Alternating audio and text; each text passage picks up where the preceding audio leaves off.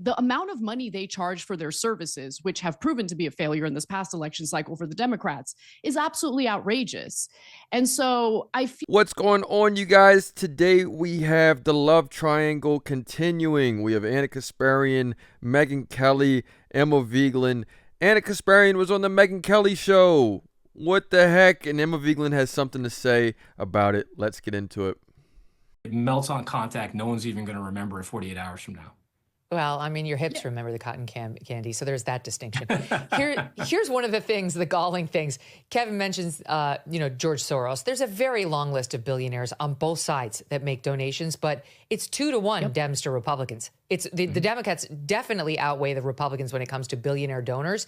It's to the point where you may remember this moment too. During the Kamala Harris campaign, she went on with Stephen Colbert, and they had this moment.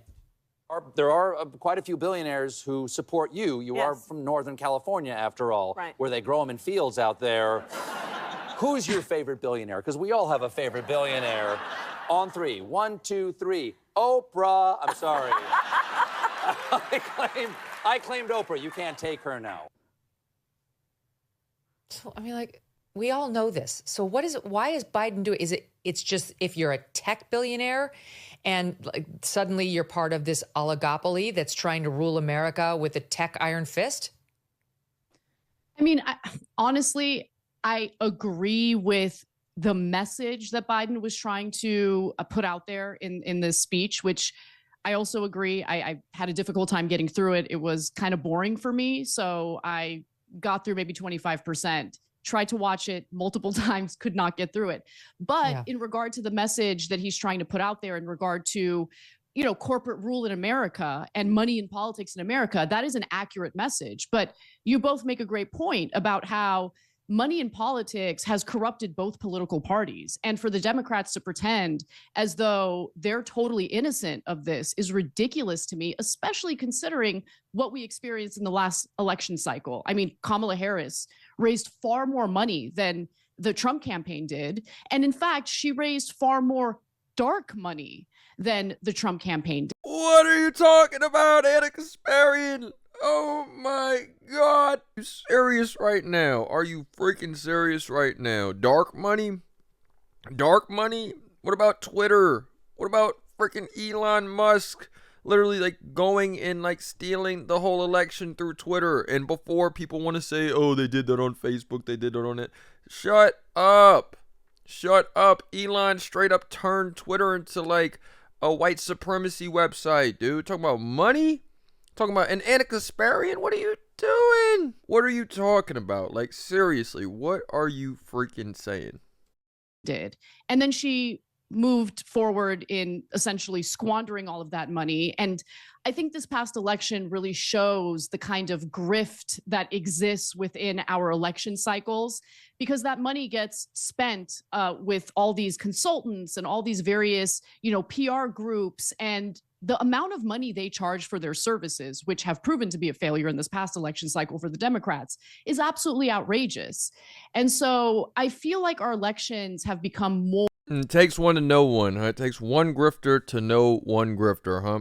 So, I stopped it right here because, you guys already know how this is going to go. You already see the way this is going, you guys. This is not going anywhere good. She's already, in this little clip, this is basically just for the entirety of it. Shitting on Democrats the entire freaking time. She is not giving a fuck about the whole thing, dude. Seriously. Let's just go and say fuck it. Let's just go on Megyn Kelly and just, let's go hang out with the cool kids now. It's getting so tiring watching this crap happen right before our eyes. Here's what Emma Vigeland's saying about Megyn Kelly. Yeah, and honestly, seeing Megyn Kelly just completely abandon any of her thinly veiled Me Too credibility and saying that she was standing up for women as she sits there and runs cover for somebody who his own mother called an abuser of women, who has a police report alleging rape, and just sitting there and being like, yes, you're right. You're right. Like, you're getting Kavanaugh'd. She's a despicable person. And honestly, when I talk about white feminism, and it's not about white women, I'm a white woman, obviously, but the idea of white feminism basically being just lean in a little bit more to and work harder and work within the system or whatever. She's an example of that being as morally bankrupt as anything. Yeah, she's every bit the freaks that have been sued for sexual harassment at Fox News. And the idea that she would show any kind of backbone about it, it would only happen if it would rebound to her benefit. And she's clearly determining that it doesn't, to stand up for any of that. So I'm going to help launder sex criminals instead. What a shameful person. But I do like when he says, I'm a threat to them. It's like, you seem to be a threat to a lot of people. So there we have it. We have Emma Vigeland, trashing Megyn Kelly, not really caring what she has to say. Obviously, she's sort of just like a see-through part. You could see right through her veil. You could see right through what she's trying to do. And look who's joining her. Look who is right there with her now in the association of grifters. We have Ana freaking Kasparian. So let me know what you guys think in the comments. It's another day in the progressive way.